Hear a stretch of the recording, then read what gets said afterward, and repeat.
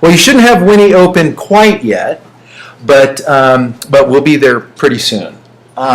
So the first thought I want to start, the first place I want to start is our document. And as I mentioned, this time we're going to be working with a 20 by 20 inch document. So I'm going to go to Illustrator and click on File and then select New to create a new document. And of course the Command N keyboard shortcut is what you'd use to simply get there without having to click. So I'm going to change the dimensions here of my artboard from the standard, or at least the last size I had used, to 20 by 20. And it's okay to leave this in CMYK or RGB. Right now, it's really not going to matter. Actually, let's everyone, if you're at this stage, go ahead and switch it to CMYK. That way our color sliders don't change and you know, are different if when we get into the coloring part of this. Okay, so I'm going to click on OK in order to. Is it portrait, did you say? It's 20 by 20. Oh, it doesn't matter. That doesn't matter. Okay, so now we have the artboard open, and the first thing I want to do is import that Winnie the Pooh photo. So I've seen a couple of you guys have already done that. Does anyone not remember how to import a photo in Illustrator? You'll be doing some of this for your design project, of course. So that's why I asked. What's that? So you just place it? Yeah, how to place a photo in Illustrator. Anyone not know or not remember? Everyone go ahead and place that Winnie the Pooh photo or image in your into your document. And of course, in order to do that, I am going to click on File. Here's the hint. Select Place. I'm going to go find this the image that I want. I'm going to click on it, and I'm going to ensure that the link button is not selected down here. Uh-oh. Wait, I'm going to ensure that my link button is not selected. Is there a way to get back to see? Well, there is, yeah, there are a couple of ways. Just delete If you can delete it and re-import it, or if you click on it, if you click on the image, it's going to have an X through it as part of the selection. That shows you that it's a linked image. That's just one visual indication. If it was not linked, only the outside edges of your image would be highlighted. So you do not want to link. You do not want to link it. And for this particular project, the linking or embedding issue doesn't really matter because you won't be turning this assignment in, right? Today's just going to be all, you know, all lesson stuff. We're going to be going over the different brush tools and things. But I want you to get in the habit of remembering that option because it does make a difference, right? And some of you have experienced that, where you've even with the, I think the first design project where you had used photographic images in your design, and if you link them instead of embedding them, when you turned your file into me, those files wouldn't be accessible, right? Because they're still looking for that original link that's missing at that point. So getting into the habit of doing embedding is a good thing. So I'm going to place this with, and of course it's going to be embedded when I do that. And so you see here how I was talking about this X, or the selection is just a square. Now to demonstrate, actually I just want to prove my theory wrong or right. I'm going to go back to my sketch, re-import again. This time I'm going to click on the link button and place it, and indeed you see now my image has an X through it. Whew.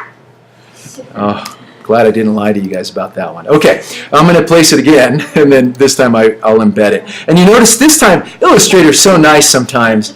It remembered my last, and this is why it's an issue, right? It remembered my last choice. And that's why this link box is still checked. I wish it did that on those previews. Gosh, it drives me nuts for years now. But anyway, it did remember it here, and that's why it's important to check it every time, because depending on what you were doing with your project the previous time, you might need to change this. So I'm going to deselect the link button, and now I'll place my image, and you'll see there's no X. The image is embedded. Okay, so now, of course, if I look in my layers panel, so everyone go ahead and open up your layers panel, you'll see that, by default, of course, layer 1 with blue as the color is what Illustrator always starts us off with. So the first thing I want to do is change the name of this layer to Sketch. All right, so I've done that. And the next thing I want to do is turn this layer into a template layer, okay? Because we're not really going to be using this artwork. This is just something that we want as a reference, right? We're going to be drawing with this layer. And so there's a couple of ways to do that. Who can tell me how to change this into a template layer? Colton. You go to that, I'm not sure what it's called. The menu button here? Menu button, and then you just go to template. That's right. That's one way. Any other ways to do it? Anyone else have an idea? Which menu button? The menu button in the panel. Almost all panels Oh, that menu. have what's called the menu button. Okay, so just try to remember that whenever we're working within a panel, the menu button is this little bit. Any other ideas on how I might do that? Any suggestions? Another way is to simply double-click the layer. It brings up the layer options dialog box, and then you can click on the template button in there. So two different ways to basically do the same thing. Okay. What is this isolation mode? I'm always getting. If you triple click on certain things, sometimes you'll get into this isolation mode. If you get yourself into the, yep, there you've got it. You're fine. You can either undo, or if you're in isolation mode, you'll see some icons appear up here in this upper left corner, and then you just hit the farthest back arrow, and it'll take you back out of isolation mode. Isolation mode we might even get into today because we're going to be doing some drawing inside of certain shapes. So there's a lot of different ways to draw. I purposely did not give you guys our final result, right? Because everyone's going to come up with something different. For instance, for that Fizz Up one, I had already designed the label. For this one, I haven't designed Winnie the Pooh yet. I kind of want this to be an explorative process. So there's a lot of different techniques for doing something like this. When you start off with the sketch, and we're going to be going over a couple of different techniques. The next time we're sketching, we're going to do something a little bit different using pathfinders and stuff like that. But for this particular sketch, I already know what Winnie the Pooh looks like, kind of, right? I don't have to really dig deep to sort of get an idea of what Winnie the Pooh looks like. Who doesn't know what Winnie the Pooh looks like, his colors and everything? Everyone not know who. So what color is Winnie the Pooh's? He's kind of Yellow. Kind of yellowish, right? Yellow orangish, right? I forget what. I think he does red for his sweater, and of course, black nose, black eyebrows, and everything else. And we are going to be adding some shadows and shade to sort of get it to look a little. Get him to look a little more like Winnie. But yeah, basically, we already know that his skin or his fur is going to be yellow, right? So because I know that, I'm going to start with that background color first. Does that make sense? I'm starting with the background, solid colors that we're going to be coloring Winnie first. I'm not starting with the outlines in this case. Okay? It's just a different technique of drawing. It's not wrong or it's not right. It's just a different technique. And this is the way I want to show you. You kind of had a piglet Winnie the Pooh over there. Sean kind of like half piglet, half Winnie the Pooh. Well, I guess he's a bumblebee. Huh? Oh, he was. Yeah, that's what it was. I know Piglet had the pink and red striped thing. So in any event, I'm going to be starting off with the background shape. Okay. So the reason I want to do this is I want us to practice with the pen tool a little bit. We are going to be working with the brush and pencil tool, at least talking about the pencil tool. But I want us to work with the pen tool to create this background shape. But before we get there, I want to show you guys a technique of working with layers. Okay? So, I'm going to create a new layer. Everyone go ahead and do that. And then I'm going to name this one Winnie. Let me change that. Actually, this was supposed to be background. Okay, that's what I want there, because that's what we're going to be drawing. Okay, on this layer. We're going to be using multiple layers to get our sketch done. And if I were to grab my pen tool, and let's just go to the swatches panel and select a Winnie the Pooh yellow-orange, and it looks like this one might work here, the second one from the right up at the top. That looks very Winnie the Pooh-ish. If I start drawing now, and if you look, I'm going to zoom in one time. Yeah, one's going to be enough. I like to start drawing shapes like this, where I know I'm going to have curves and some straight spots and different things. I like to start drawing with my pen tool at corners whenever possible, right? It's just a natural end or start point.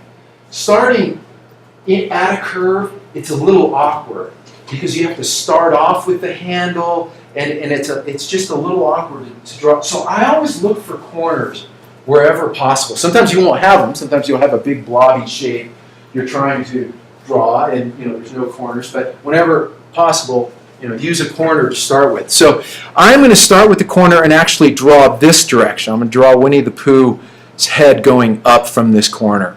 So the first thing I'm going to do is click and drag at the same time, upward. So if you look here, I've clicked and I'm dragging that handle out of my initial anchor point upward. And I'm only drawing it like about halfway up his cheek, maybe a little less. I'm eyeballing this, by the way. This is just my own experience with the pen tool and its behavior kind of telling me I don't want it to go up too high. If I go way up here, this curve is going to be huge. If I go too low, it's not going to be curved enough. So I'm kind of going halfway just based on experience. Now I haven't clicked again. I've only clicked and dragged. And now after I make that initial handle, I let go. If you screw up, undo and start over. Mine just constantly wants to start. How do I make sure? I guess my question is how do I make sure it starts there? Yeah. I don't know where to. Let's see. Go ahead and hover over your Wacom. And it's like crazy fast. Oh yeah, yours isn't working either. Yours is clicking on hover, and some of those settings were not working in this stuff. So Using the pen and mouse? now this is what I want you guys to practice with. Try both. You can undo a few times if you like, and try both. And tell me for the pen tool which one you feel is more accurate for this type of drawing. Oh, I think the mouse. Yeah. Right? I heard two people confirm the mouse, and I totally agree. When it comes to working with the pen tool, because you're dropping pinpoint accurate points on the screen, the pen tool or the mouse can be a much more effective method of drawing. So any good computer workstation that's set up for illustration should have both, a mouse and a pen. I know some guys, there's a guy I met a couple of years ago who did a lot of work for, what was the company that did the movie, that old black and white special effects. Anyway, so he was all pen. I mean, he had done so much work with the pen tool that he was just pinpoint accurate. But I haven't met many people like that. For the most part, when it comes to using the pen tool, the mouse is a better tool. Okay, so Sky Captain in the World of Tomorrow, that was the movie. He worked on some special effects for that, by the way. Anyway, cool movie if you haven't seen it. So I still have the same thing where I've just clicked on my anchor point and I dragged the handle upward slightly away from his cheek. Okay. The next point I'm going to create is going to be on his, like the apex of this curve. So go ahead and click and drag again upward towards the next point that we're going to draw. And you notice I was pretty accurate with this initial curve that I made, right? I was pretty close. Is everyone at this stage where now they've drawn their second point with handles? Okay. Now I'm going to go to this corner and I'm just going to click and drag slightly because I want that curve to continue, but it's just a real slight sort of curve I've got there. Now, there's an issue happening. I can already see it. Wait a minute. I'm starting to draw with this fill, right?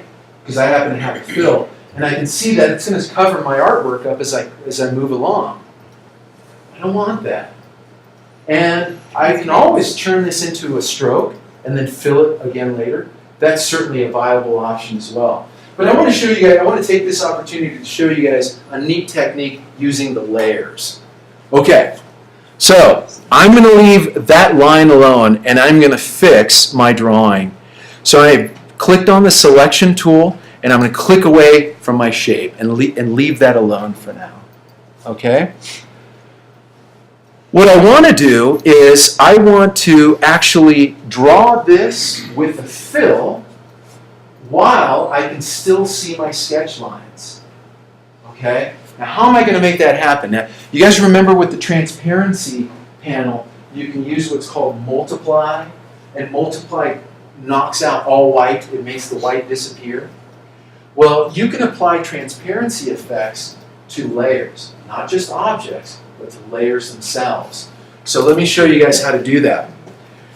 I'm going to grab my sketch layer in my layers panel and I'm going to drag it to a position above my background layer.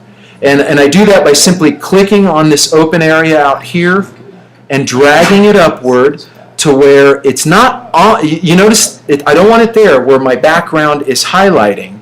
I want it right above it to where there's a real slight gray line that appears under that orange top line. Do you guys see that? Rawson, would you mind turning off the lights so it might make it a little easier for you guys to see?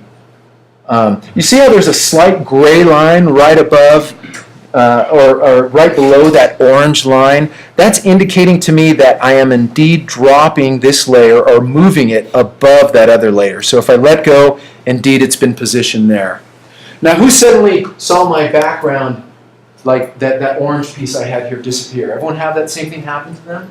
Right? You should have, because this was a photo that was white, had a white background, and now it's blocking the artwork that's on the layer underneath. All right?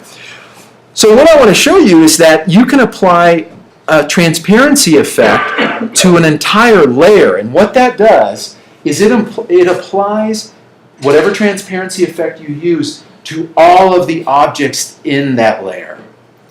So that's kind of a quick and easy way to do some pretty powerful stuff, and I'll show you what I mean.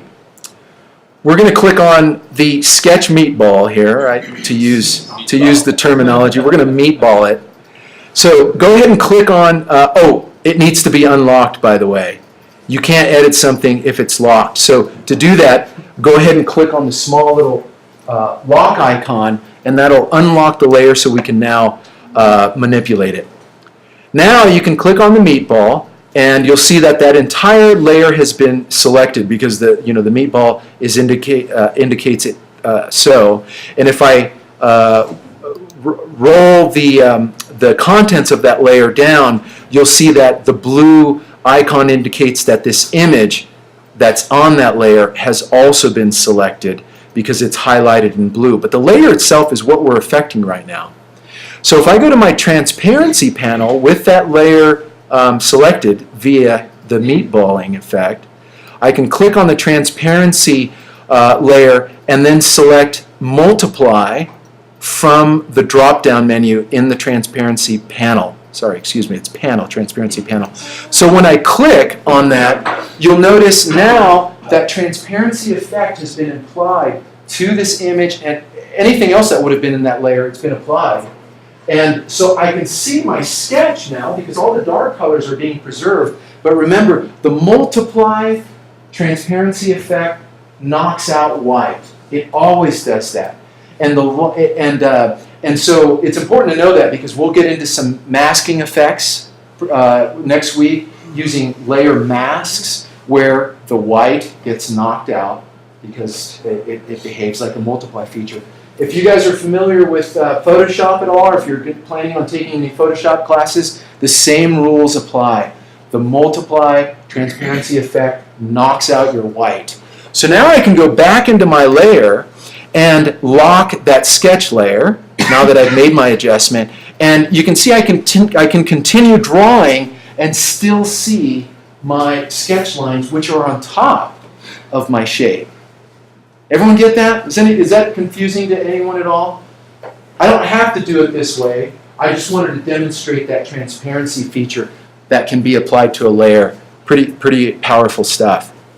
So now I don't even have to worry. My sketch won't get in the way because that layer's locked, and I can continue drawing on my shape without worrying about affecting my sketch at all, and I'll still be able to see my sketch as I draw this filled object. Okay, so I'm going back to my pen tool.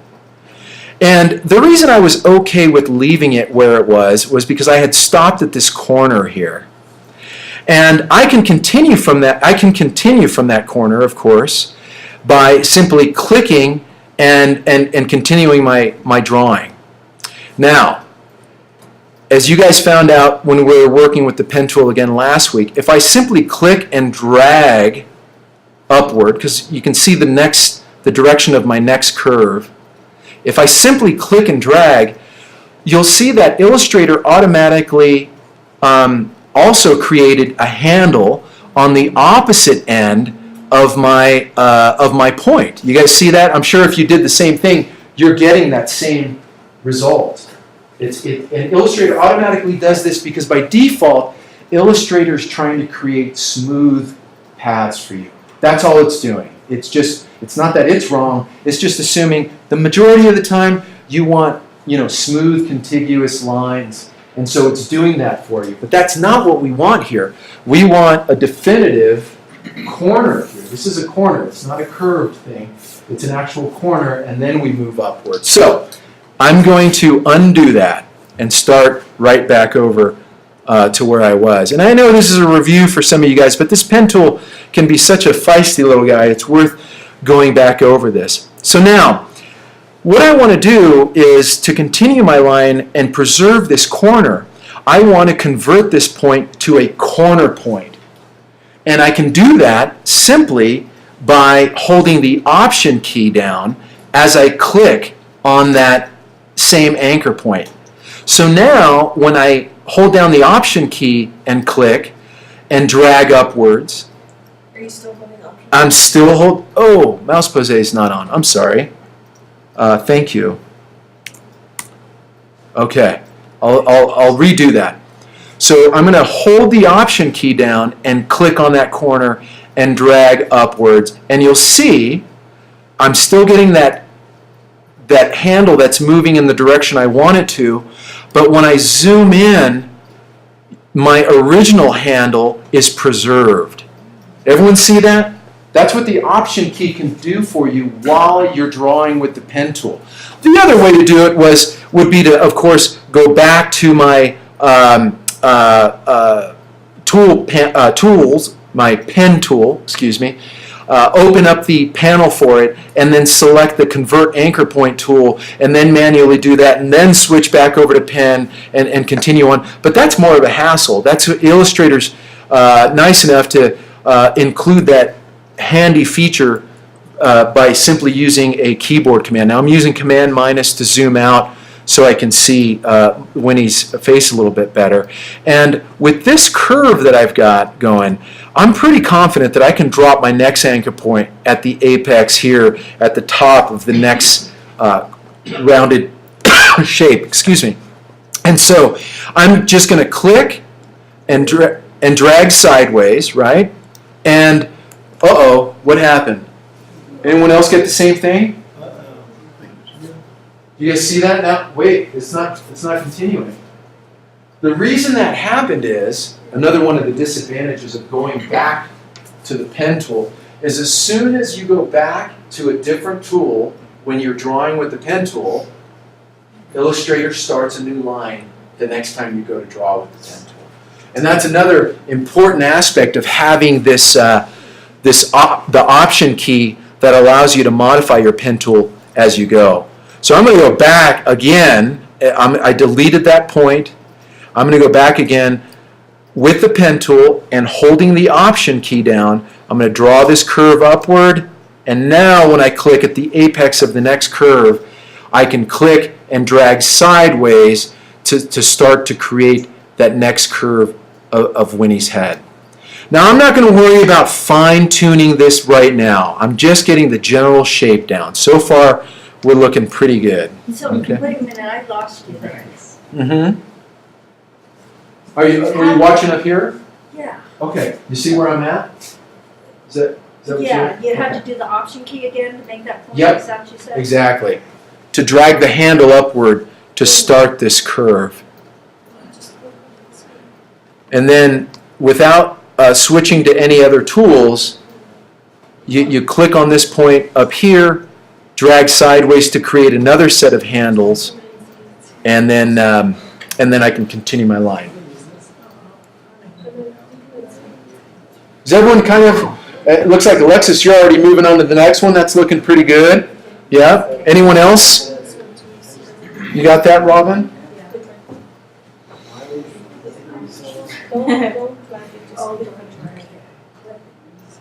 There you go. And then just drag that out. And then you can always make the adjustments afterwards. Okay.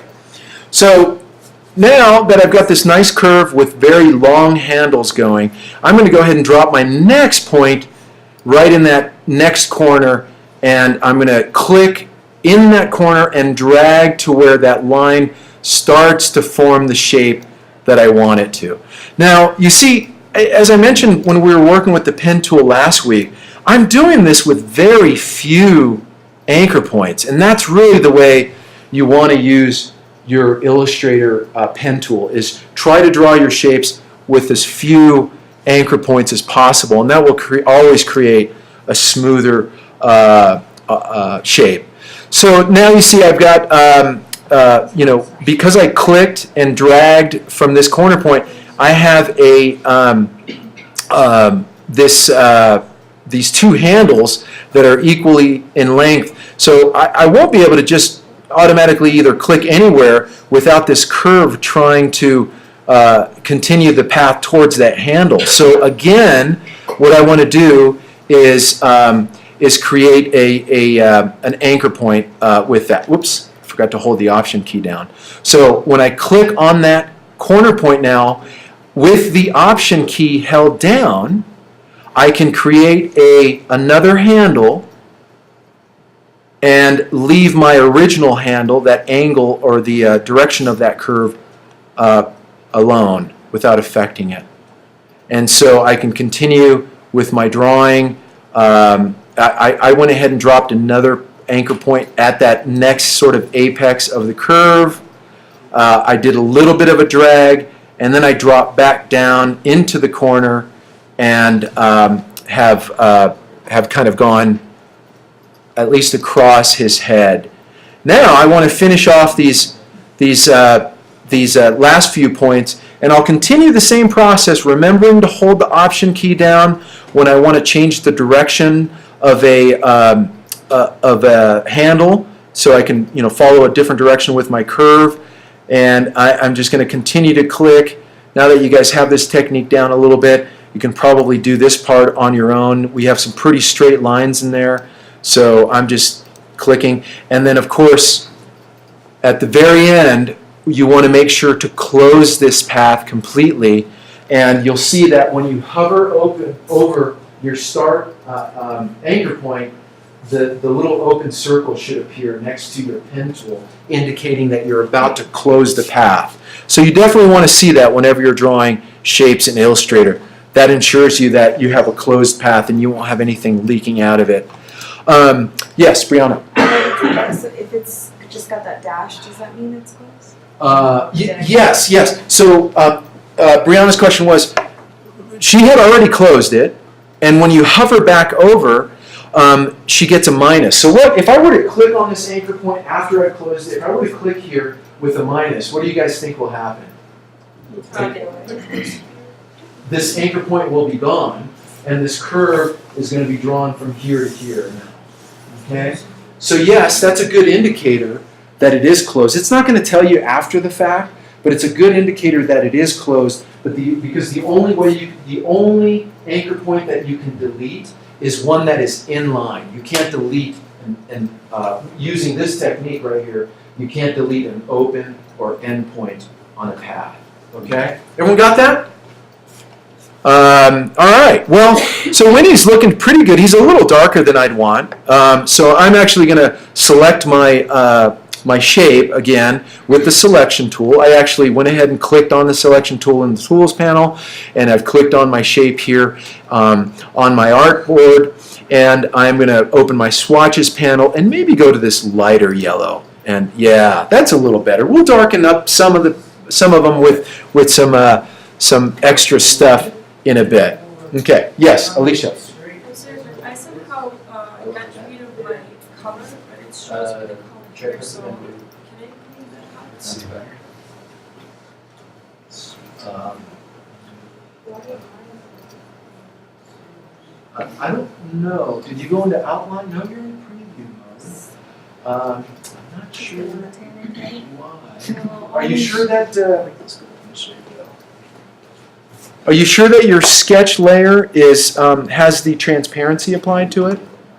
Are you doing this with the pen again, or did you? So unlock your layer and then apply that transparency to it again using the transparency panel. I know how to do it. Is that okay? Okay. All right, so everyone should have something that looks like this. Now we have a fully colored shape, but we can still see our sketch on top of it. It's kind of cool. And we're going to go ahead and jump into these ears. And there's a bunch of different ways to do the ears, right? I'm going to go ahead and do the ears separately, not using the same path. And that's okay, because I want them to kind of be drawn a little bit different. So I'm going to click back on my background layer. I'm going to make sure that I'm on the pen tool, and you can just hit the letter P to bring up the pen tool using a keyboard shortcut, or you can also, of course, click on the pen tool in your tools panel. And now I'm going to start drawing the ear. And basically, I'm just going to do that. I could have used circles, but I want them to have a little bit more of a unique contour, kind of like the sketch does. And so I'm drawing a circle using the techniques that we've just used, and clicking around to draw that. And it's up, go ahead and use the techniques we've just been talking about. Clicking and dragging to start your curves, clicking and dragging to continue to the next curve. Do you start on the line that's going around? So you can on this is a circle, right? So this is an example of what I had said earlier about the fact that on a circle, there's really no right or wrong place to start. So because we have a completely rounded shape, you can start pretty much anywhere. I just happened to start. Uh-oh, where'd my mouse go? Come on, there we are.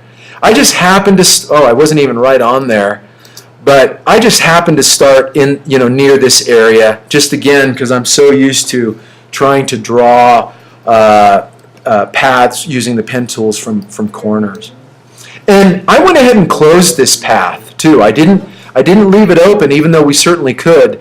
I didn't leave it open just so that I have a path that's closed. It's always good to do that whenever possible. As a matter of fact, there's a filter in Illustrator that allows you to delete open paths because most people don't like having them. So I'm going to do the other ear much the same way. I'm starting here near the corner. I'm clicking and dragging up to start my curve, and then I'm continuing on around. This one's not as many rounded areas, so I'm using less anchor points here. Looks like I might end up doing this whole thing with just about 4 anchor points. And watch this one at the end. I'm going to click and drag this last one quite a bit so that it kind of completes that curve for me. Okay, so at this stage, everyone should pretty much have Winnie the Pooh, his at least his silhouette of his head drawn. We're pretty close to it. What's that? I don't know how you got that, but obviously you were not following where I was. Let's see. Hang on. Anyone else having issues? How are you guys doing back? You guys pretty much all have that? No, I got Okay. this little curvy thing. What's that? Or, yeah, you can't. It's so funny how Yeah. You know, remember your handles. Yeah, something like that, not so extreme. I was so lost. I was like, I'm never gonna get Yeah, this there you pen. go. Are you using it right now? Yeah, no, not that. I'm just saying. Oh, In general, I was like when we first had With the the letters. letter. I was Alright, like, let's see so what you did. it's like, no. Did you do, well, so you were. But now I'm like, Just takes a little time. You were trying to draw this on your own. Let's see. now if only I can get this stupid thing. Oh, yeah, you just, yeah. Yeah, it looks like Winnie the Pooh, right? I would redo it, because you weren't, yeah, that's what I would do, because you were trying to draw it separately on your own without a background shape, but still would draw. Yes.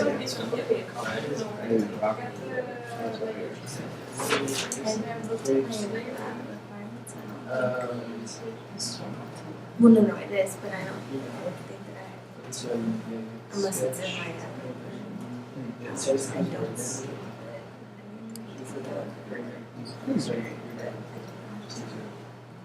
I just, you know, I know, that's why I'm kind of looking at it.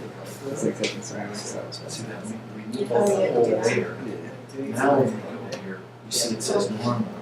Now we'll click Oh, I didn't and it know. analyzes it.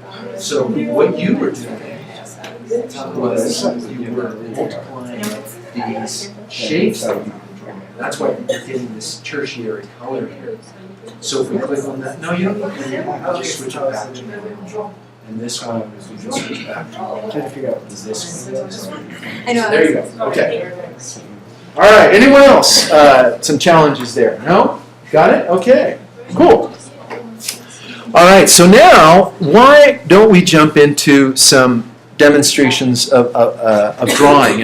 And based on what I've seen some of you guys doing in the class already, you certainly have, some of you guys have good skills with the Wacom pen. Unfortunately, because my pen doesn't work, I'm not going to be able to draw with the great tool along with some of you. But this will certainly work with the traditional mouse. Okay. So the first thing I want to do is show you guys what is called the blob brush tool. Okay. And the blob brush tool, at least in my tool panel, you guys might have the single panel. And I did the double panel on purpose, by the way, only because I want to show you guys some of the stuff here at the bottom of my tool panel. And if it was in single mode, it might get cut off. So if you look here, this is the blob brush tool. And basically, what the blob brush tool is, it's a tool that acts like a brush tool. It lets you kind of create a hand-drawn feeling line. But what it does is it creates a shape, not a line. That's really its purpose, is to draw organic, fluid kind of shapes as opposed to drawing lines. And so I'm going to use my blob brush tool, and I'm just going to draw this shape here. Okay? Are we doing this with the tablet? You certainly can. Yeah, absolutely. When we start getting into the brush tools, which we're doing right now, yeah, feel free to jump over to the pen tool. I mean your tablet, and use the Wacom pen to draw this stuff. Okay. So now, you guys see I've drawn this. It looks like a line, but look when I hover over it. Look what the outline is looking like. If I switch over to outline mode, you'll see what's happened here. It drew what looked like a line, but it's actually a shape. You see that? It's a shape. It's not a line. It's actually an enclosed shape object. So that's what the blob brush tool does. Now, I'm going to go ahead and save this so that we don't lose any of this stuff. And I'm just going to name this one Winnie, and then today's date, 10/17. Okay. So I advise everyone else to save your file while we're at this stage, just so you don't lose any of the work in progress and have to recreate stuff. So any questions on that blob brush tool? You see what it's done? Does it not make sense to anyone that it created a shape instead of a line? Does anyone not get that? Okay. Now, with the blob brush tool, you could certainly change the options for that tool by simply double-clicking on the tool, and it'll bring up the blob brush tool options dialog box, or options basically. And there's a lot of stuff you can do. Change the fidelity, which is how many pixels are between each point, the minimum of pixels that will be between each point. You can increase that number. The smoothness is also an option. The higher the percentage in smoothness, the smoother your shape will be. If you want great detail, you want zero smoothness, right? That's going to keep it as accurate to what you draw with your input device, aka mouse or pen. If you increase the smoothness, it's going to try to round that tool out as much as possible. You can also adjust the size. Here, by default, that one I just drew was 10 points. You can go pretty darn big. 1,184 points will be a giant tool. So there's a lot of things that you can still do with the with the blob brush tool that might be pretty useful in your design work when you want shapes that have sort of an organic design to them. So I'm going to go ahead and cancel out of that because I just wanted to give you guys a quick overview of the blob brush tool. We're not really going to be using that to draw the rest of our Winnie the Pooh. So I'm going to switch back over to a preview mode by hitting Command Y. And I'm going to delete this little shape that I drew using my blob brush tool. And in my layer panel, I'm going to create a new layer. And that's where I want to draw my lines for Winnie. So everyone go ahead and click on the sketch layer, because this time I'm going to create my next layer on top of the sketch layer so that my lines will appear above my sketch. And I'm just going to name this layer Lines. Okay? I'll go ahead and lock my background layer, and I advise everyone do that because we're going to be zooming in and out, and you don't want to accidentally select your background because it's pretty much done. So this is a good time to consider locking your background layer so you don't, now I can't click and move the shapes I've already drawn. You'll see here I have, everyone should be at the same stage. We have a lines layer, and we're ready to draw with our drawing tools. Now, underneath the pen tool, you'll see that there a couple spots down that there are a couple of tools that are used for drawing, and some of you guys have already been exploring with these. One is the paintbrush tool, and the other is the pencil tool. For all intents and purposes, the two tools are similar, are very, very much alike. The pencil, and the paintbrush tool. The difference is really when you use the pencil tool, by default, Illustrator draws a thin line with uniform thickness. But you can change it after. So it really doesn't matter whether you use the pencil tool or the pen tool. The paintbrush tool by default draws a thicker, I think it also does a uniform line, but it's thicker. And you can change that afterwards too. You can make it thin and make it look like a pencil line. So I, for the most part, just use the paintbrush tool. It's my go-to. I like the keyboard command is simply hitting the letter B, and as soon as I hit the letter B, you'll see Illustrator jumps me right over to my paintbrush tool. I've memorized that keyboard command, so that's the one that I prefer to use. So that's what we're going to be starting off with here. So what I want everyone to do, and then those of you that have the Wacom tablet working, will be able to create a slightly smoother line. But using the paintbrush tool on your lines layer, again, let's go ahead and start at a point that we know we can create a definitive starting point with. So I'm going to click with the tip of my paintbrush here, and I'm sort of going to draw right along this this edge here. Boy, I wish I had my Wacom tablet working. It'd look a lot nicer. But wait a minute. I can't even really see anything. Why is that? Anyone know? You don't have your colors. Because your stroke is the same. The stroke is the same color as the background. Exactly. So I'm going to hit the D key. Sorry, I need to select it first. So I'm going to go back to my line because I like what I drew. So I'm going to click on it to select it. And I'm going to hit the D key, just simply hitting D. And look what that does. You guys remember the Illustrator defaults? The D is for defaults. White fill, black stroke. That's a keyboard shortcut. If you guys are ever like, oh man, I want black, you can just hit D key and it'll give you a white stroke, a white fill with a black stroke. And I want to get rid of that fill because I certainly don't want that. Okay, so now I have my first line drawn. All of these things can be adjusted. And of course, I can adjust the weight of my stroke. I can make it 5 points. That makes it a little bit thicker. Okay, you guys see that? Go to 8 points. It's really nice and thick stroke. But it's not really looking all that great yet. It's kind of looking like I drew that with a pen tool, right? There's nothing really fancy about that stroke. You know, it's kind of got blunt caps and stuff. Well, there are a lot of different options that you can apply to the strokes in your Illustrator artwork.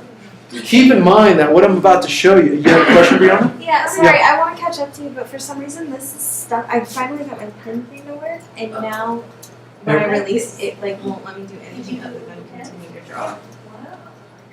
I don't know if it's frozen. Well, it's You not had it frozen. saved. I did. But I don't know. So this is stroke. It's not in there. I picked a winner computer, by the way. That's really. I don't No, know. I completely unplugged the tablet, so it's not even plugged in anymore. I finally got the pen to work, and then no, it's not. But I Yeah, it's something's somehow. I didn't do good. I don't feel so But you hadn't saved, so now you've got to start over. A bunch of us have. Oh, you did? Okay. What's that? Bunch of our, we have dash. Should I resend? Okay, cool. Like, No, but. Dashes are cool. But we Anyone? don't want a dash. Okay, no, that's all right. We're getting to that. Oh, okay. It's okay to have dash? Yeah, sure. Why not? Anyone else? You guys all caught up? Yeah, you're already on to this red sweater. All right, so I've created my first line with the paintbrush tool. Okay, and some of you guys might have dashes, and boy, by now you should know how to get rid of those and at least make solid if you want. But it's not the stroke. Yeah. What's that? Are you talking about the stroke? Uh-huh. It's not. No, we don't have dash. Oh, huh. So if you click on the line, you have to be clicked on the Oh, line. maybe that's not here. If you click on the line and go over to your stroke panel, and I'm going to show my options, Yeah, it's still not there. that's still not dashed? No, Do you see anything? No? Up here maybe showing? If you click on the brush definition option, anything but basic? It should be. Yeah, is that it? Okay. And that's basically where we're getting into. If you guys look here on the screen, Illustrator has this little predefined pattern brush here. That's a pattern brush. And some of you guys might have had that one selected for a particular reason, and so you were getting a dashed line on your stroke. But nevertheless, we don't want dashes. We don't want these little dashes with scissors. What I'm going to show you guys is the different calligraphic options that appear here in the brushes panel by default. Okay, so if you click on your brush definition drop-down, you should see a set that's similar to what I have on screen here. right? Does everyone kind of get that? Is everyone at the same place here? Notice that my line is still selected. Got it? Okay. So go ahead and click on the 1 second from the left, which is a 5-point oval shape. If you click on that, you'll see that the line has now changed to what that predefined brush is. And if I zoom in to that, it's hard to see from a distance, but if I zoom into that, you see now I've got a rounded end. It's thinner in this area. It's thickening up down towards this area. That is a sort of a calligraphic type of line that's been created using the default brush settings in Illustrator. You can change all of these things by simply going into double-clicking that oval if you'd like, and you can modify that the options for that particular brush, and you can change the name. I double-clicked on that oval icon, and I'm going to change this one to Custom Brush. Okay. For now, the angle is fine. 15 degrees is good. The size I'm going to increase to 15 points, and you can do that using the slider here, or by simply typing 15 in the field. I'm going to go ahead and click on the preview button to see if that's right.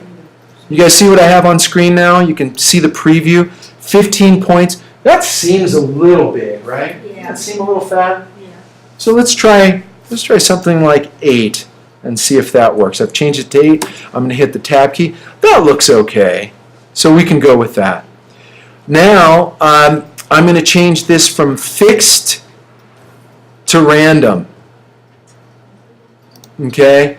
And you'll see not a lot changes in a line this thin, but basically what that does is Illustrator will automatically change the thickness of that line randomly throughout the length of the line. Now, for those of you guys that really want something pretty special with this custom brush, and you have a working Wacom tablet, go ahead and select the pressure option, and you can click on OK. I'm going to go ahead and apply this to the stroke that I've selected. Now, for those of you that have the Wacom tablet, and if you selected the pressure option, now when you go to draw with your Wacom pen, the harder you press on the tablet surface, the thicker your line will get. The lighter you press on the tablet surface, the thinner your line will be. Has everyone got that? Anyone exploring with that a little bit? You guys see that? Yeah, right here under size. Well, yeah, click. Yeah. Does anyone not have pressure as an option there? Huh. I wonder if but your pen's working? Okay. Now some of you guys are not getting the pressure option when you're creating this custom brush, and I have to tell you, I'm not sure why. I thought that these options appeared when you have a Wacom tablet attached, and Alexis, yours is plugged in. I'm not sure why it's not working. It could be a setting in Illustrator that's preventing that. Let's go ahead and go into Preferences, and then what user interface here. That's just the layout. Let's take a look here. Yeah, I'm not sure why you don't have that option there, Alexis. Anyone else not seeing that? You too? Strange. Some of these computers. We'll have to take a look. Remind me of this stuff after, at the end of class, so that we can we can jump onto some of these things here and see about fixing these Wacom tablets and stuff, and some of those other options. But nevertheless, that's the way it should work. Unfortunately, it's not showing up, and I'll have to figure out why it's not working for some of you afterwards. But let's go ahead and continue. I see some of you guys are getting a little bored and have already finished drawing Winnie the Pooh. I'm going to make sure I'm on my lines layer. And with my new custom brush, I'm going to continue some of the other line work that I want Winnie to finish Winnie's head off here. So you can see the smoothness that happened when I drew that line. If I double click on that paintbrush tool, again, you get this smoothness option. I'm going to crank that up to 100%. I'm going to undo my line. It's at 100%. You can see here my paintbrush option. I'm going to try redrawing that again. And you can see with that smoothness option cranked up to 100%, Illustrator really rounded this out. And that's not what I wanted, but I wanted to demonstrate and show you guys how that smoothness option works within Illustrator. Okay? So I'm going to undo that again, and I'm going to change my paintbrush options back to a smoothness of 0, and I'm going to draw what I think, boy, that last one I really liked, but oh well. What I consider to be a pretty cool line. I'm going to finish Winnie the Pooh off real quick using the paintbrush tool with these settings, because I can always go in and change those lines afterwards if I don't like them. We've got that going on. I'm going to do a long one all the way across for here. There we go. I kind of like the way that's looking. I'm going to get his ears in there as well, and you guys can just follow along, just tracing Winnie the Pooh here. Again, you know, that was a sketch in the background, so being perfectly accurate and spot on is not critical. I mean, that's part of the drawing process, right, is the randomness of the line work. So you can see I'm moving right along to draw Winnie the Pooh here.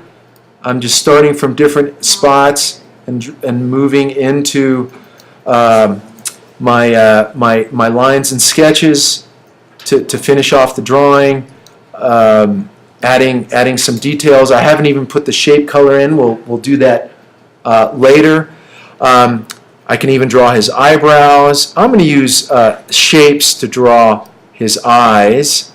This is where that blob paintbrush or the blob brush tool might come in handy. I'm just going to come in here and just fill this up with a nice little blobby. I like that those two little white spots are showing. I don't mind that at all. There. Now I've got something that's starting to look like Winnie. And again, this is all free form, so I want you guys to just kind of using the standard paintbrush tool that we had set, go ahead and draw your strokes in here. I'm going to leave his nose for later, but I'm going to draw his mouth outline here. Oh, I was a little off there. This is where that Wacom is certainly a more efficient and effective way to draw. This is where it kind of excels. So you can see I have a lot of them already completed using these different brushes. I'm going to turn off my sketch layer for now by hitting the eyeball, or in this case the visibility button, which indicates it's not an eyeball, it indicates it's a template. But if I turn that off, I can kind of see what Winnie the Pooh is looking like. And who agrees that these lines are a little stiff still? They're still very vectory, right? Not as cool and as drawish. They don't have that hand-drawn look, is I guess what I'm getting at. Well, Illustrator allows us to change all of that stuff. And I'm going to bring my sketch back so I can kind of see that he has a nose. And I'm going to go ahead and click on one of the lines that I've drawn for his ears, just to start up at the top. And I'm going to open up my brush definitions drop down by clicking on it from the control panel. And I'm going to change the line from that custom brush that I did over to charcoal feather. And now, when I click away from that, you'll notice that charcoal feather adds a really roughened look to the lines, somewhat randomized, and it's created by Illustrator. All of these parameters are still adjustable, and as a matter of fact, I can click on that line and thicken it up if I want, just like any other stroke. Now keep in mind that here is where using decimals is really helpful. So watch this. If I jump up to 2 points with that charcoal brush option applied to my stroke, if I jump up to 2 points, it really gets a lot thicker, which actually still looks pretty good here. But in some cases, you can use decimal points to add different thicknesses. So 1.5 is certainly an acceptable line weight. If I hit enter, it's slightly thinner there. You can see what we've ended up with. So who agrees that this is a much better looking line at this stage for the drawing? So I like that. So I'm going to apply this to all of my strokes. I'm just going to do it all at one time. I'm going to select them all, and you notice that my brush definitions verbiage here has changed. Now says mixed, because some of them were using my custom brush, and this one here was using the feathered charcoal brush. So if I click on the charcoal feather, now they all end up having that same charcoal feather effect, and I'm going to make sure that they are filled with none. Let's see. I realized that I also applied that to my blob brush tool option, and that's really not what I wanted, but that's okay. It's an easy fix. All it is it applied a white stroke to these two elements where and they still have a black fill, but it applied a white stroke, so I can just click on them, and because they are shapes, show you that they are indeed shapes by moving into this here. You can see that they've been created as shapes, not lines. The rest of them are still lines, but these are shapes. So I'm going to click on them, and I'm going to get rid of that white stroke and leave them filled in black. So again, this one over here, I'm going to delete the white stroke and leave them so that they are filled with black. But you see how nice this, I guess, Christian earlier mentioned, why would you use the blob brush tool, right? Well, I did want these to be shapes, and you can see how it preserved all these little compound paths that are knocked out. So it's a pretty nice way to get certain things, and I actually want to use the same thing to draw the nose on Winnie. That's why I hadn't drawn him yet using the pen tool. So you guys can see here that I have some pretty cool looking lines now using the charcoal brush option. I'm going to thicken this one up, the top of his head. I'm going to thicken that one up to 2 points. His cheeks, I think 2 points is probably a pretty good place to be. I might go 2.5 on his cheeks just to make him a little fatter. And now you can see we're starting to get some pretty cool hand-drawn sort of line work effect. I mean, that looks really, it looks like something that Walt Disney might have sketched up for Winnie the Pooh drawing there with that little roughened edge on those pens. And if I delete my if I turn off my sketch layer, I'll see that is more accentuated here on my drawing. I'm going to thicken these lines up around his mouth here. Again, probably 2.5 points is what I'm starting to like. I'll make this one 2 points. This is all. You can do this however you want. His eyebrows are obviously need to be a little thicker. But now you can see some of these thick lines. That looks a little awkward. That's really jaggy. So that might not be the brush I want to use in those. And of course, you guys, I've demonstrated that you can always change these after the fact, right? So I'm going to change these to a different brush option, and I'll show you how you can have access to quite a bit of Illustrator's brush options. I'm just going to click on the bottom lip here on Winnie's line. And if you click on the brush definition drop-down, you'll notice that we have this brush libraries menu button down at the bottom here. Okay? And if you click on that, you'll see a bunch of different brush options and preset, what are these called? Libraries that Illustrator has. You can do special things like arrows, and of course there are artistic brushes, and this is where I spend a lot of time in these. There's some great looking brushes in there, and there's also this bristle brush, which I'll show you guys in a bit here. What I'd like to do now, though, who'd like to take a quick break here? Anyone? Okay, let's go ahead and do a break. Let's try and do it just a short one, since we've only got another 40 minutes or so left in class. Be back at 8 o'clock. I just need to get a little water myself, rehydrate. And then if you guys want to be back at 8, we'll continue on with the brush library stuff.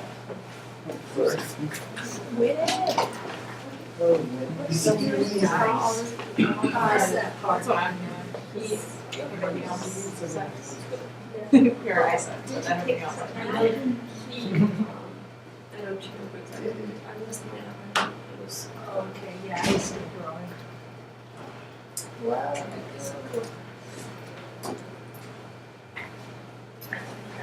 All right, while we're on break, who was having issues with with that pen tool? I know you were. I somehow got it to, I think it just was freezing, and I've concluded that, I don't know if this is bad or not, but every time I turned off the monitor and then turned it back on, it Reset it? yeah.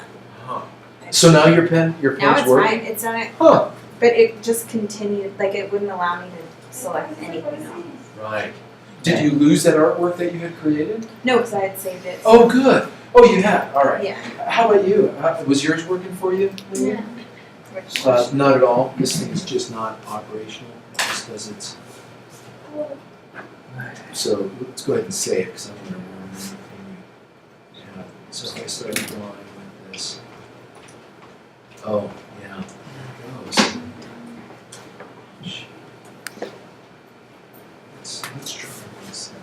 We do this in the other system.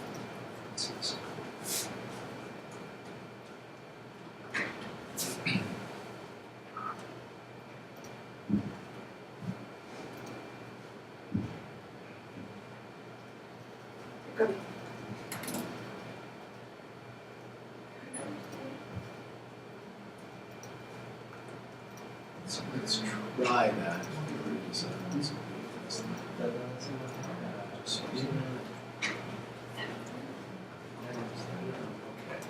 Now, okay, it's here. Let's try this.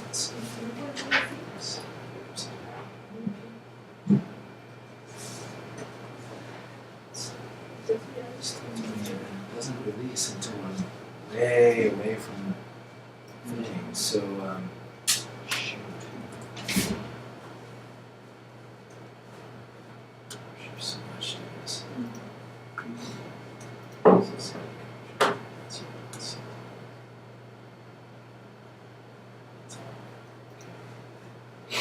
Just wondering if those were compatible for some reason.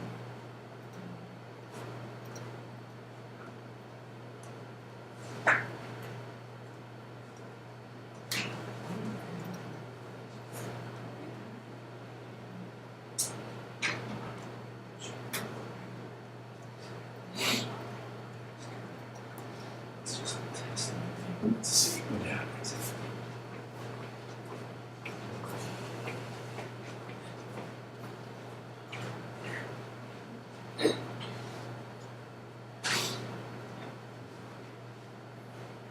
Of course, here it's working, right?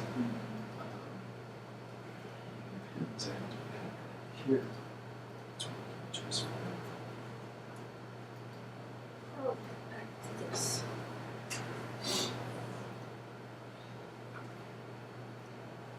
Did you get this thing to work? No, I'm not trying. I don't know if it was for. She's on her, she's in. Okay, let's I like this. I'm glad I'm not Let's the go only ahead one and that can't illustrate. figure it out. Just make sure your stuff is saved. And then we'll go from there. Flat and very just something we did that. Little peanuts.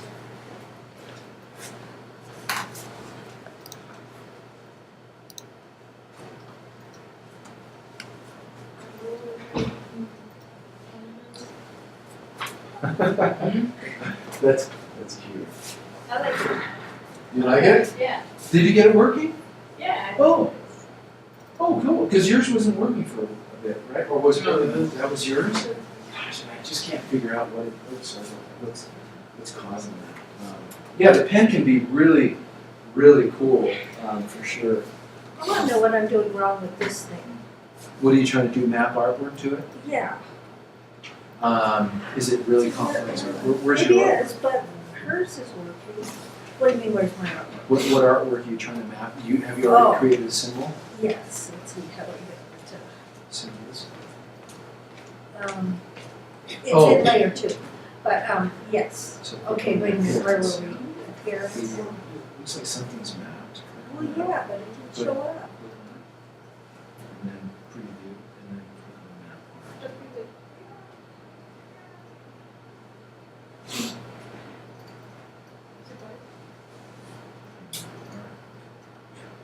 Looks like you've mapped something into this thing. So go through the different. There, that's the one I'm trying to. Keep clicking.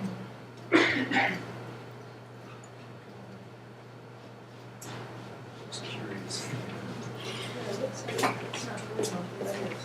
It might, go back one, number 8.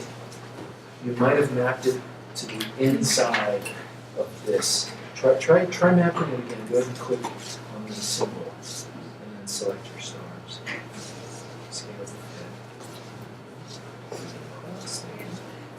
And then scale the fit. And then try hitting OK on that. Let's see.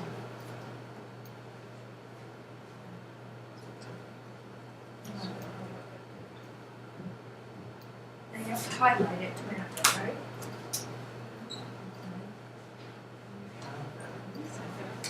Shape to go on Yeah, the this shape is side. awesome.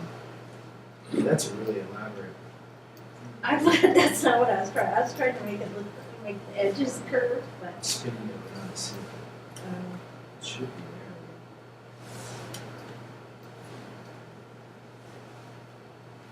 oh. Huh, that's weird.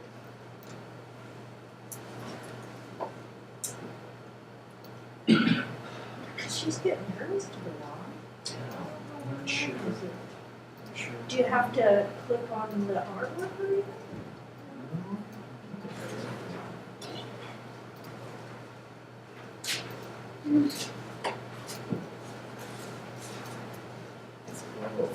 I didn't do that. I mean, this angle is not changing very much. Right, illustrate.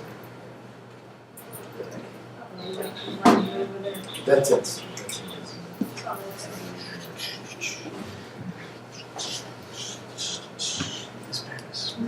That's it. Was that working for you, that case thing that you were working on? You know, I don't remember. It's really, it's complicated to do it and it has like 40. I see. So you will need to find one that is outside.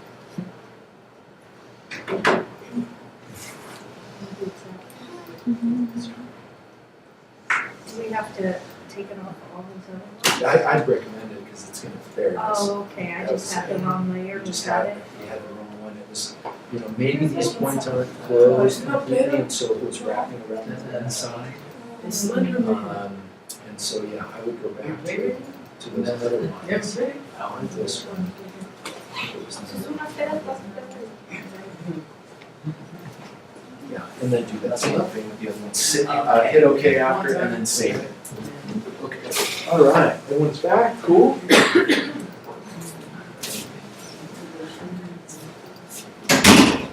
Okay. So yeah, you can see we've got some pretty fun-looking stuff here going on with the lines. The next thing I want to show you where we left off was choosing different brush libraries. So you can click here and go to Artistic and select Chalk, Charcoal, Pencil. If you click on that, it'll bring up, whoops, the Chalk, Charcoal, Pencil brushes that are available to you. Now you have a much larger collection of brushes that you can use to draw your line work with. And so you can see here that I've got this top line selected, and I'm going to go over to this chalk round option and change that to chalk round. And you can see it's just a slightly different line. It's not as jagged, it doesn't fade and feather away at the end, but of course at 2 points this one is way too thick. So I'm going to change that by opening the stroke panel. Of course you can also change it here within the control panel. And I'm going to go to half a point by typing in 0.5.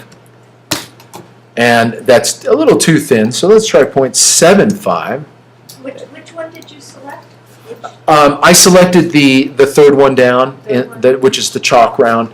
So you can kind of see the results here are still have a hand-drawn, brushed kind of effect, but it's not as jagged as this original feather option that we had used. And I like that the ends of the stroke don't fade away. That's a feature that I prefer with this particular line drawing that I'm doing with Winnie the Pooh. Okay, so now that I've selected a line that I like a little better, right? I want to apply this line, this same one, to the rest of my strokes. So what I'm going to do is holding the Shift key down and then switching over to the Selection tool is I'm going to click on those strokes using the Selection tool, and I'm just clicking on all of them to select them. I could also draw a marquee, but I just wanted to remind you guys about this Selection tool option. Okay, now that I have the strokes that I want to change selected, I'm going to switch over to my eyedropper tool. And the eyedropper tool is one of the tools located in your tool panel. And I'm going to click on the eyedropper.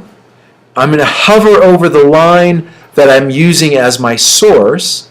And I know that I'm there because the path indicator appears, telling me that I'm indeed hovering over that path. I'm going to zoom in just a little bit so you can see that a little better. But you notice I have all of these selected, and I'm going to click on my source line with the eyedropper tool. And you'll notice now they've all taken on that same attribute, and that is the thickness of this. I think they still have, yeah, they still have the same brush definition that we had applied earlier.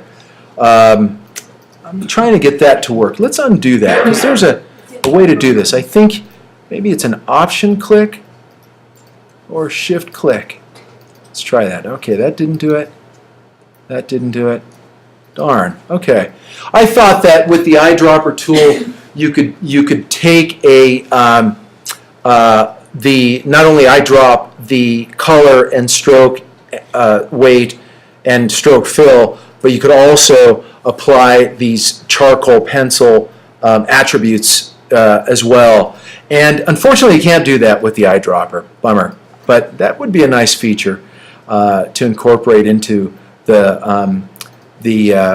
into Illustrator. There are other ways to do that using the attributes panel, and I might show you guys that in a little bit, and it's a pretty handy feature. But for now, I'm just going to click on this. My lines are still selected.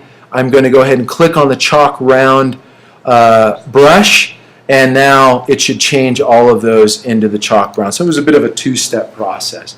And I'm starting to like these lines a little bit. I still don't have his nose complete, And as I mentioned earlier, I'm going to use the blob brush tool again to get my the nose to be drawn in kind of like the way I did the eyes. So I'm switching back over to the blob brush tool, but at first I'm going to double click on the tool itself, and it'll open up this the blob brush tools option dialog box. I'm going to change the thickness of my tool to say around 28 because I've got a lot of nose to draw. Maybe 20 is probably going to work here. So around 20 points. I'll click on OK to set that, and now I can go in and draw Winnie's nose using the blob brush tool, and it preserves. And I'm leaving that little white space out of there, and the blob brush tool is now filled in Winnie the Pooh's nose, and done so in a way that's filled as a shape, which is really nice because now it's kind of a solid shape there. Okay. So now we've got at least some line work on the page. We've got Winnie's eyes and nose filled with color. We're looking pretty good. Obviously, there are many different brushes that Illustrator has created in the libraries for you. So in your projects, I encourage you to explore the different brushes. Those artistic brushes have some great stuff in them. Okay? So you'll definitely want to explore those as you're trying to create realistic hand-drawn works. And there are also bristle brushes in there which create more of a feathered brush stroke. And one of them exists within the brush definitions panel itself. So if I switch back over to the paintbrush tool and then click on my brush definitions, you'll see I've got this mop bristle brush, and you can see that this has a really feathered effect. Almost looks like a watercolor brush stroke. And if you click on that and then try drawing on your canvas, you'll see you get something that has a really sketched looking line using Illustrator's, and this is all vector. So you can see a lot of different brush options. If you guys are really into this, I'm going to highly recommend it. As a matter of fact, my original idea was to make it an assignment. I probably should, because this is going to help you guys so much.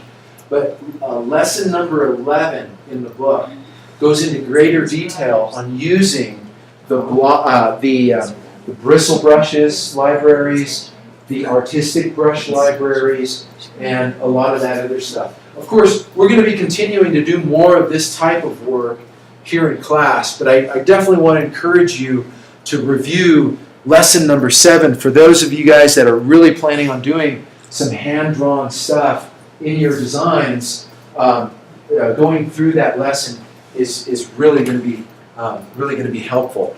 So there's another technique that I want to demonstrate to you guys before we we kind of wrap this up. I'm going to get rid of this bristle brushed line. And the technique that I want to show you is using the Draw Inside feature for creating shapes and line work that can actually be drawn inside of an existing shape. What does that mean? Well, you're about to find out. So I'll go ahead and zoom out a little bit so we can kind of see my artwork. I want to make sure there's no extra stuff floating around the outside of the pages, outside of my Winnie the Pooh. I'm going to lock my lines layer where I was drawing all of my black strokes, and I'm going to unlock the background layer because I want to add some shade to Winnie the Pooh's head here. And do you guys remember, like, what is the default light source? Whenever you think of light creating a highlight and a shadow on something, do you guys remember what the default is? From the top? Yep, that's a good place to start. And it's usually either from the left, right, or from the right. We usually don't, when we're illustrating things, and even the great masters, Rembrandt, all the painters, they rarely, unless it was, the Madonna and Child or something, they rarely have light coming directly above the figure. Even in photography, right? For those of you guys that are doing photography, you don't shoot a portrait of a person's face with the light directly above. It creates this little Winnie the Pooh nose shadow under their nose. All sorts of funny stuff happens. Light is usually coming from one angle or the other. So in this case, I want, because I like this big rounded cheek on this side, I'm going to want my light to come in from the top right down to Winnie, which means this side of my artwork is going to be more shaded than this side. And all I'm going to do to create the simple effect is add some solid colors into this area with my a large blob brush tool. Oh, I apologize for that. I violated my own rule. I think that's the first time I had my phone on in class. I apologize for that. 2 strikes for me. So I am in my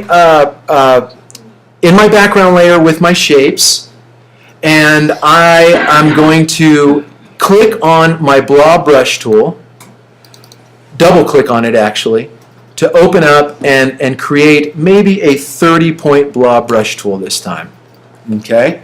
So now I can, and you should get a preview. Oh, and by the way, Brianna, I figured out what the issue was that you had. Remember when you got that precise cursor? Remember that? Remember you were drawing with the pen tool, and it wasn't the pen tool anymore. It was the precise X instead. Well, what happened is your caps key was probably down. I know, I figured that out. You did, okay. And so you guys, you see, I get the same thing here. If you hit the caps lock key on your keyboard, it gives you a precise cursor, which is always going to be an X, so that you can see exactly where that point is. And that's really handy on brushes like the brush tool, right? Where if you don't have precise cursors, it's like, all right, where does this darn thing draw from, right? Does it draw from the X, or does it draw from this point, or the tip of the brush, or the center of the brush? Like, where does it draw from? You know, sometimes some of these brushes can be a little ambiguous as to where they actually work from. So by clicking on the caps lock key, you'll see my cursor changes to a precise cursor, and you know that the X, the center of the X, is where there's going to be drawing from. Okay, so back to my blob brush tool. I digress. I've turned off my precise cursors because I want to see the roundness of that blob. Okay, and then I'm going to open up my swatches panel, and I'm going to change my fill to the darker orange here. So make sure that you're on fill by toggling over to the fill button, and again the X key switches back and forth between those. You can see I'm just hitting the X key, and it's toggling between the stroke and the fill. I want the stroke at the foreground, and I'm going to click on my swatches panel again and select the darker orange to create, oh, I'm sorry, I had Winnie the Pooh's head selected. I don't want it selected at this stage. I'm simply setting up my brush. So again, I'm on the blob brush tool, I'm on the fill option, and I click on the darker orange. And you can see that indeed the darker orange has been selected for my fill color. Okay, now I'm going to hold on to the command key to bring up my selection tool.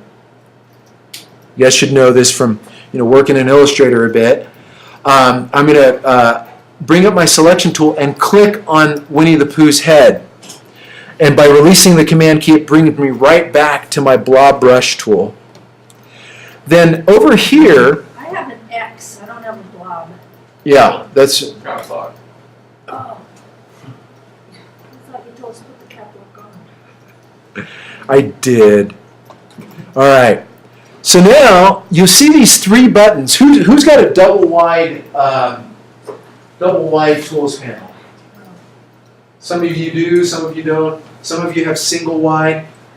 I'm going to switch over to single wide so you see what it looks like when you don't have double wide. If it's double wide, it's nice because you can see the different drawing options in the tool panel. You can see it's draw behind and draw inside, which is a really nice feature. When artwork is selected, you can click on draw inside, and it will Illustrator will treat your selected object as a clipping mask and allow you to draw inside of that shape sort of by compounding what you have going on there. And if you're in single wide tools, you actually have to click on that button, hold the button down, and select the one you want. Can you guys see that down there? Oh yeah, I guess you can see it. I'll move away from it. It's a little hard to see here. Let's see. You guys see where I'm at on the single wide? I'm hovering over the drawing mode button, and when I click and hold on it, I can select which one I want. And this time, I want to draw inside. So I'm going to click on the draw inside button, and you notice that this, I demonstrated a little bit of this the first week of class, but we have this sort of dashed lines that indicate that, hey, this is just a reminder.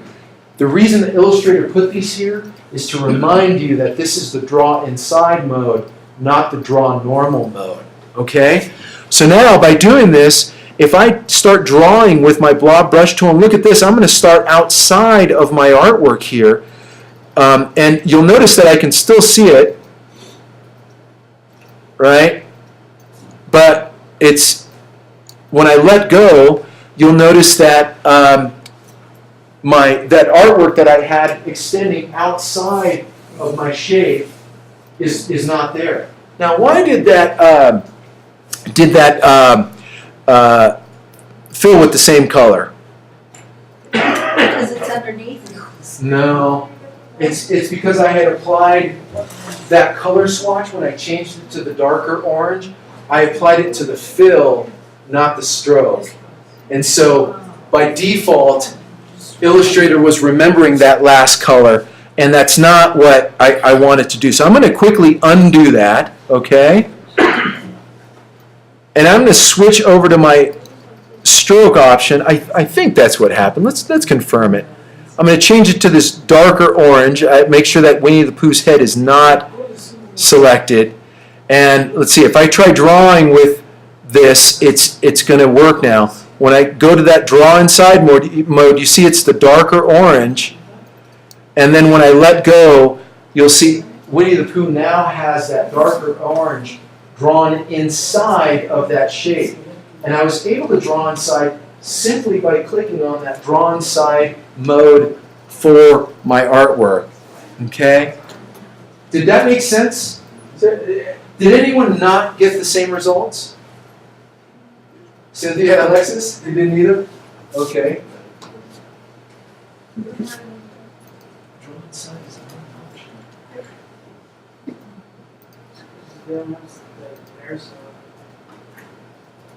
Yeah. So you had to select your object, your object first, and then that allows you to go into that mode for that particular object. Because that's what you're doing. You're actually drawing inside a single shape. Okay. Anyone else having issues with that? Is that pretty cool? That looks good, Christian. Kind of cool. Kind of cool. And what's cool about this draw inside feature, right, is that you don't have to create these complex masks and clipping paths and stuff to get this effect. You can really do this just by using this draw inside feature. So now I'm going to continue and maybe draw a little darkened area on the side of Winnie the Pooh's head here.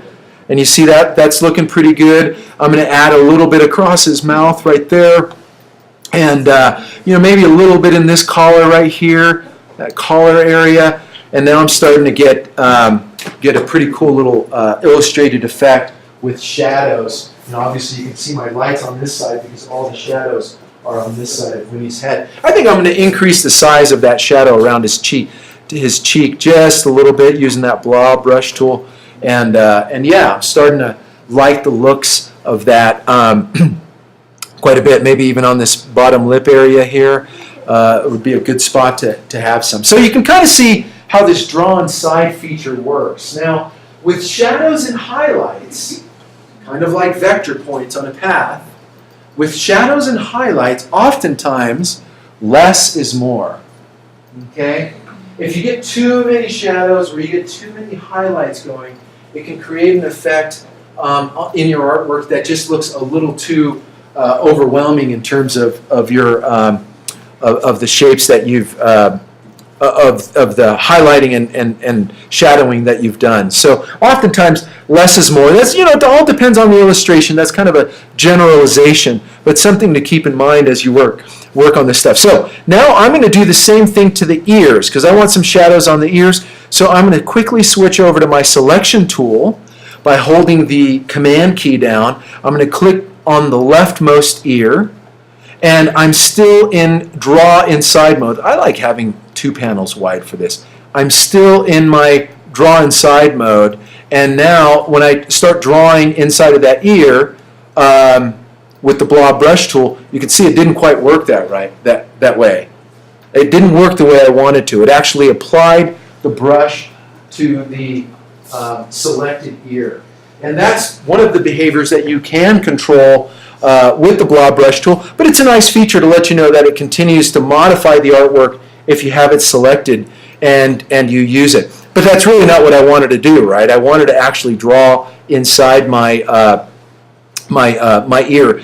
What was happening is my draw inside feature is still selected for this original shape that I started drawing inside with, which was Winnie the Pooh's head. In order to get out of that mode, first I'm going to undo that last thing. I didn't want that to happen, or I don't want that to be the final result. So I'm going to undo that so the ear comes back to normal.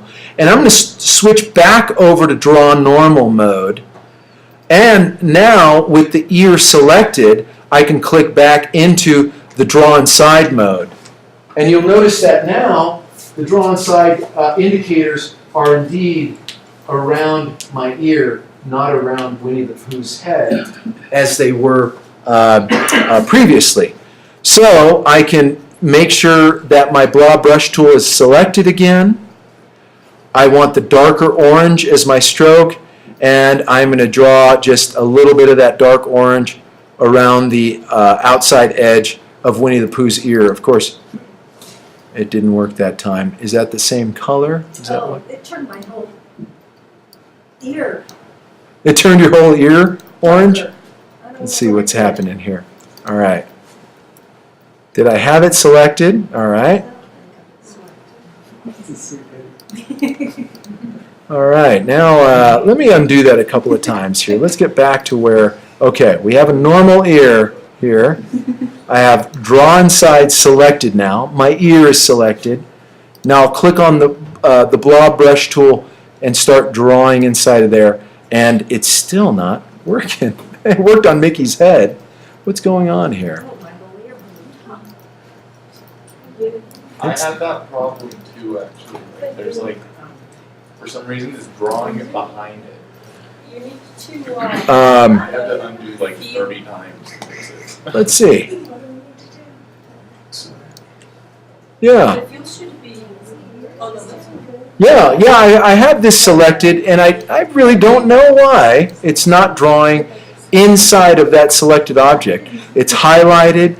I have, this time I'm going to go with a red stroke. I'm going to do a red stroke and, oh, well, of course I had my object selected, which I shouldn't have done. So I'm going to do a red stroke here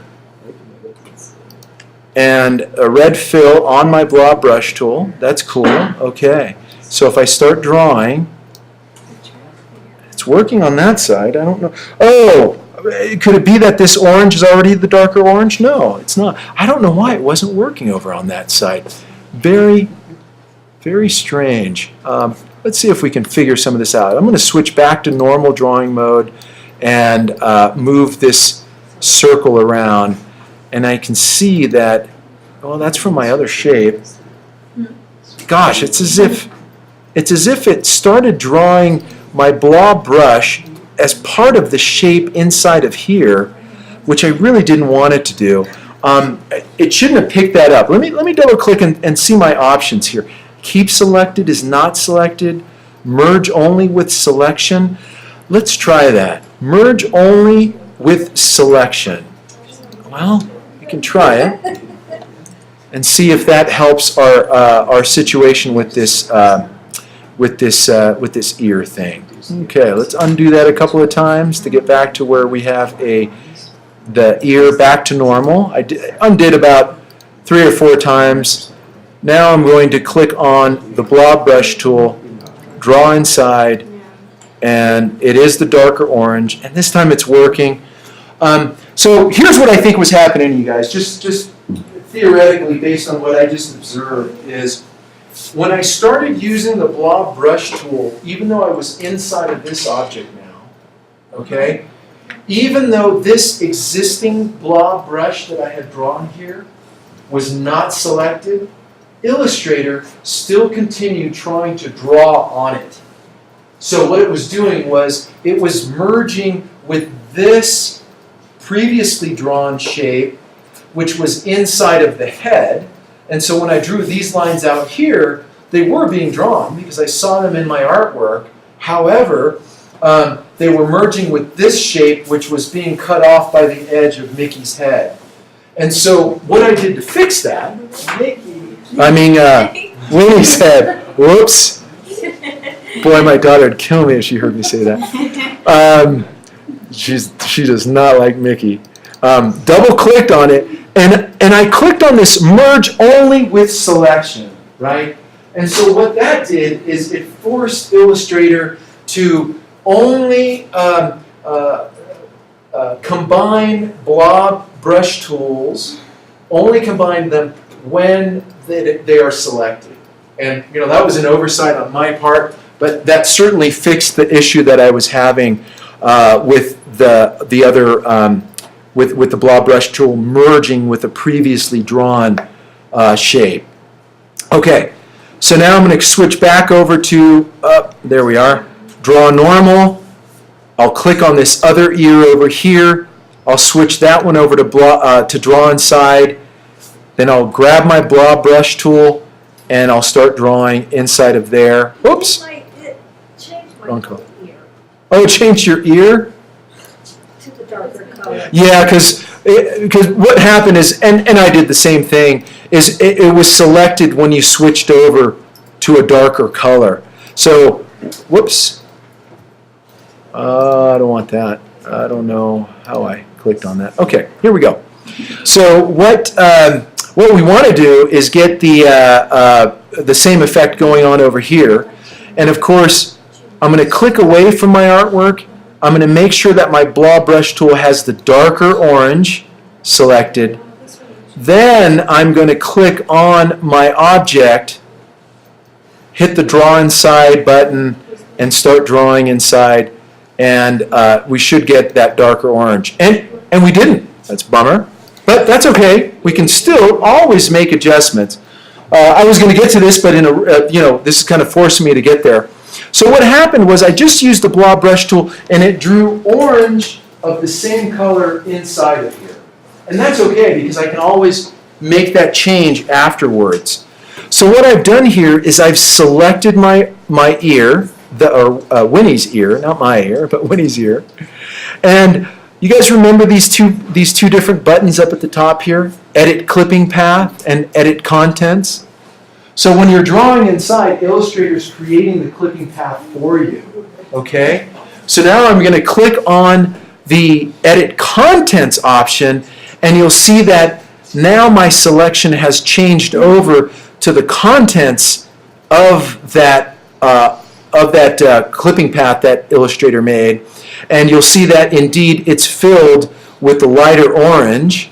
So I've switched over to the fill button, and then I click on my swatches panel and change that to the darker orange.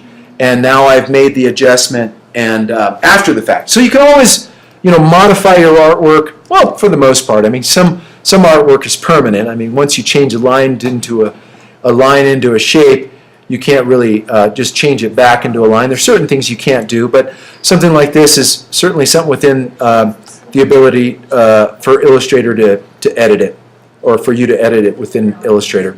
So I'm going to switch back over to Draw Normal, and so now everything's kind of back to normal, and you can see some of the different tools that I've used to create what I think is a pretty good little illustration, something that looks like it could have been done in Illustrator. And keep in mind with this draw inside feature, you could also use it to create a highlight along these edges. If you wanted a bit of a lighter orange along there, you could certainly do that. So I'm going to go ahead and save this. We might continue on this a little bit on Tuesday before we jump into other drawing options and features. And in the meantime, I'm going to try to figure out what's going on with those Wacom tablets on some of your machines. So go ahead and save yours because we might jump back into it on Tuesday, and save it in your labs folder, of course.